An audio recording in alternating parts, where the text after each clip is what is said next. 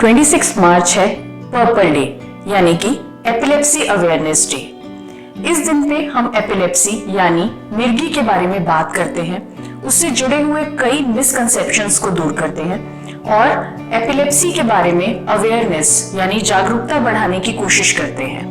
Hello, मैं हूं doctor Meenal Garg और मैं जयपुर में एक पीडियाट्रिक न्यूरोलॉजिस्ट के रूप में काम कर रही हूं। एपिलेप्सी या मिर्गी एक ऐसी बीमारी है जिसमें कि व्यक्ति को बार बार दौरे यानी कि सीजर्स आ सकते हैं।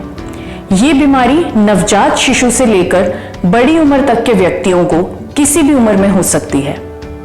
बहुत बार मैंने ये देखा है कि पेरेंट्स को, पेशेंट्स को या आम व्यक्तियों को ये नहीं पता होता कि यदि किसी को दौरा आ रहा हो तो हमें क्या करना चाहिए और किस रूप से उस व्यक्ति की सहायता करनी चाहिए।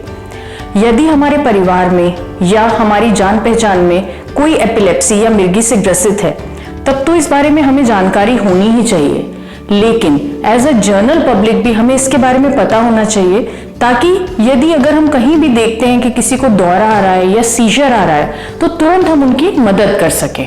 तो क्या करना चाहिए हमें यदि हम देखें कि किसी व्यक्ति को दौरा आ रहा है? सबसे पहले बिल्कुल भी घबराएं नहीं। ऐसी सिचुएशन में आप एकदम शांत रहें ताकि आप सामने वाले व्यक्ति की, चाहे वो बच्चा है या बुजुर्ग है, उनकी हेल्प कर सकें। तो क्या करना चाहिए हमें? सबसे पहले जिन्हें भी दौरा आ रहा है उन्हें लेटरल पोजीशन में यानी कि करवट दिला के लेटाएं, कुछ इस प्रकार से। जिस व्यक्ति को दौरा आ रहा है उन्हें एक सेफ जगह पे यानी कि सुरक्षित जगह पे लेटाएं। उनके आसपास की सारी चीजें साफ कर दें जिससे कि चोट लगने का डर कम हो जाए। या तो उन्हें जमीन पे लिटाएं और सिर के नीचे कोई मुलायम चीज दे दें ताकि जमीन से सिर बार बार टकराए नहीं, या फिर उन्हें बिस्तर के, बेड के किसी सॉफ्ट जगह के सेंटर में लिटाएं जिससे कि नीचे गिरने का खतरा कम हो जाए। जिस व्यक्ति को दौरा आ रहा है उनके कपड़े, स्पेशली कोई भी बटन्स, बेल्ट्स, जुराबें इत्यादि, इन चीजों को ढीला कर दें। मुंह में खासकर कि अगर जबड़े भिजे हुए हों तो मुंह में कुछ भी डालने की कोशिश ना करें। चम्मच, उंगली, इस तरह की कुछ भी चीज मुंह में डालने से आपको और जिस व्यक्ति को दौरा आ रहा है उनको चोट लग सकती है। उनके हाथ पांव को कसकर नहीं पकड़ें। हाथों को मलने से, उनमें फूंक मारने से और ऐसी कोई भी चीज करने से दौरा रुकता नहीं है। जूता, चप्पल, चाकू, प्याज, इस तरह की किसी भी चीज का इस्तेमाल नहीं करें। जिस व्यक्ति को दौरा आ रहा है उनके मुंह पे पानी के छींटे देने की या इस तरह की कोई भी कोशिश नहीं करें और ना ही उन्हें कुछ भी खिलाएं या पिलाएं, क्योंकि ये बहुत ही हानिकारक हो सकता है। यदि उन व्यक्ति को पहले से दौरे आ सकते हैं तो हो सकता है उनके पास मिडाजोलम स्प्रे हो या उनको मिडाजोलम स्प्रे पहले प्रिस्क्राइब किया गया हो लंबा दौरा आने की सूरत में। तो मिडाजोलम स्प्रे को यूज करने का तरीका क्या है? मिडाजोलम स्प्रे हमेशा बच्चे को या किसी भी व्यक्ति को बिठा के यानी कि इस पोजीशन में देना होता है। मिडाजोलम स्प्रे कुछ ऐसा दिखाई देता है और मार्केट में 2 स्ट्रेंथ्स और कई तरह के ट्रेड नेम से अवेलेबल है।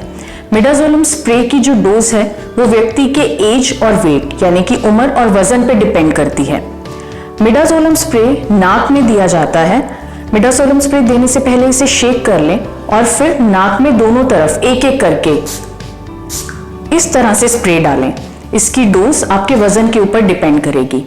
यदि आपको पहले से दौरे आते हैं और मिडाजोलम स्प्रे प्रिस्क्राइब नहीं किया गया है तो आज ही अपने डॉक्टर से इसका प्रिस्क्रिप्शन लें। यदि स्प्रे देने के बावजूद भी दौरा नहीं रुकता है या स्प्रे अवेलेबल नहीं है और व्यक्ति को लंबा दौरा आ रहा है तो ऐसी कंडीशन में उनको तुरंत अस्पताल लेकर जाएं। आई होप ये बेसिक नॉलेज और बेसिक टिप्स आपके काम आएंगे।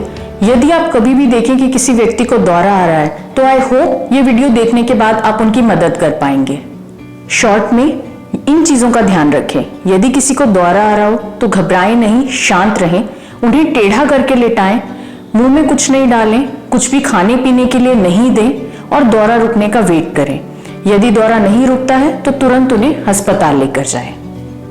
पर्पल डे एपिलेप्सी से ग्रसित लोगों के लिए और उनके फैमिली मेंबर्स और उनके नोन लोगों के लिए बहुत इंपॉर्टेंट है, क्योंकि ये इस बात की अवेयरनेस बढ़ाता है कि एपिलेप्सी कोई लाइलाज रोग नहीं है।